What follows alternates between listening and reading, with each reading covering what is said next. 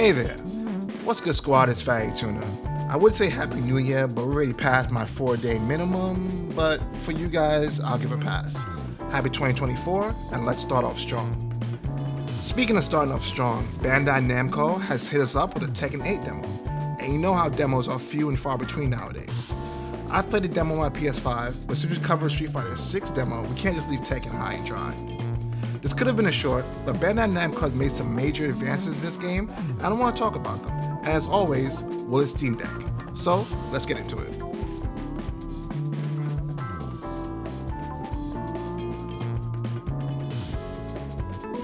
This will be the 8th installment in the Tekken series. It will be released on January 25th for all the Xboxes, PS5, and Windows. Looking at the Steam page, it's labeled as compatibility unknown, and I took that personally. But with no other adjustments to my settings, Tekken 8 did run. Now the only thing I found odd is there is sound for the intro, but for some reason there is no sound at the cutscene fight between Jin and Kazuya. As you can see here, I'm playing on the new limited edition OLED SteamDeck with the OLED display, which allows us to have some high quality color saturation that gives us this crisp, clean look. Now you may be saying, yo, Big Tuna, I don't got OLED money, son. I still have this LCD first generation Steam Deck. How does it look on there? Give me the info on the LCD Steam Deck. And I got you. Here's Tekken 8 on the LCD first generation Steam Deck. It still looks good, still looks crisp, but it's not as crisp as it could be, you know what I mean? And it still runs perfect on here. I would say there's some dips in certain places, but that's on both Steam Decks, but we're getting to that in a few later. Now this is not a Steam Deck comparison video.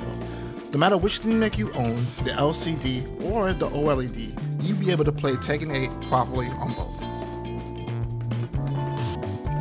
Now, if you want to go straight into the versus mode, in which I can't blame you, the demo provides us with 4 out of the lavish 32 characters to pick from: Paul, Jin, Kazuya, and Nina.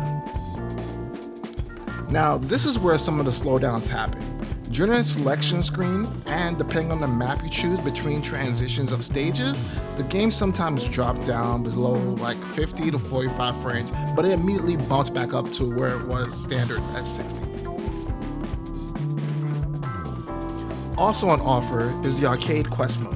I noticed a lot of fighting games are trying to bring back the arcade feel when you used to spend time and quarters in arcades to fight against your friends or rivals. In Tekken 8's arcade quest mode, you make your own chibi characters, and the game introduces you to the new mechanics for all players and teaches new players how to play. I'm usually not a fan of this chibi mode where I have to run around and do all these extra stuff just to find a match, but I can understand its appeal, and it's kind of cool once you actually get into it.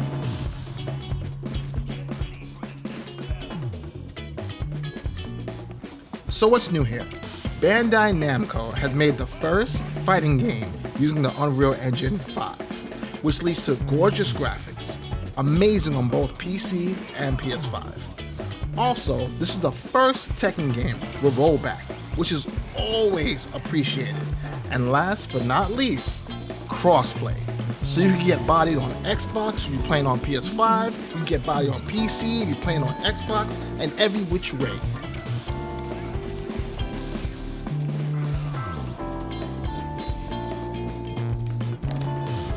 So let me be honest with you guys, full disclosure, I was never really a fan of Tekken. I always lost to my cousin when he used Law and spammed those flip kicks. The 3D movements always annoyed me, and God knows how many moves I had to keep in mind. But that was younger Tuna, one not yet refined in the art of blocking.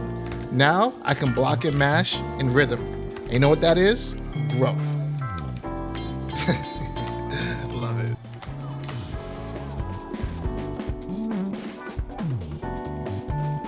Other exciting features coming to Tekken 8 that I'm super interested in are the Super AI Ghost Battles and the replay tips.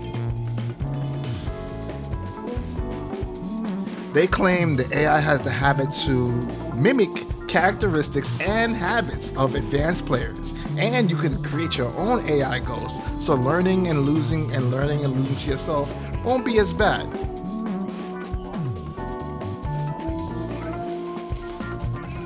And coming to the replays is replays and tips. So this part seems very advanced to me. So what happens is when you're watching your own replays, AI will pause a replay to a point and review your play, and you see why you got bodied.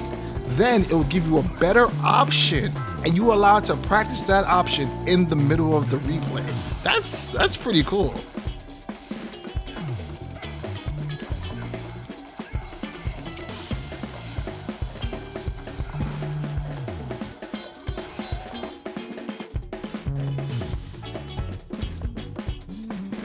It seems to me that introducing more advanced AI in fighting games not only challenges the player, but also teaches better options when you inevitably go back to watch your replays. This can be a very useful tool to old vets and newcomers to the Tekken space. Not only can you always hit the lab, but you can now somewhat time travel back to the match, learn on the spot, and execute. I hope to see this feature in other possibly upcoming fighting games.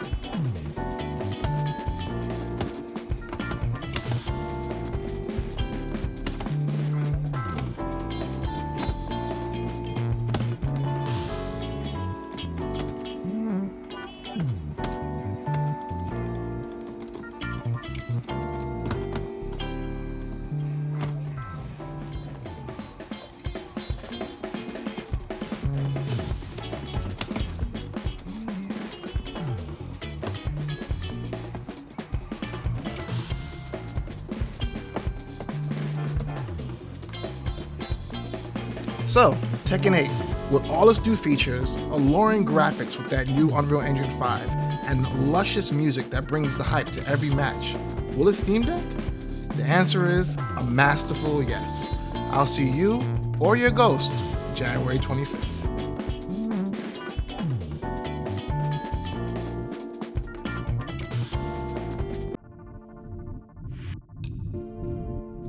Hey, glad you made it to the end of the video. Thank you so kindly. Now that we know that Tekken 8 is playable on the Steam Deck, this officially makes the Steam Deck a fighting game device. We're still waiting for you in Injustice 3. I'm going to start with Paul and work my way up to Victor and Raven, even maybe King. What character you'll be mastering in Tekken 8? Let me know in the comments below. And as always, thank you so kindly. I appreciate you.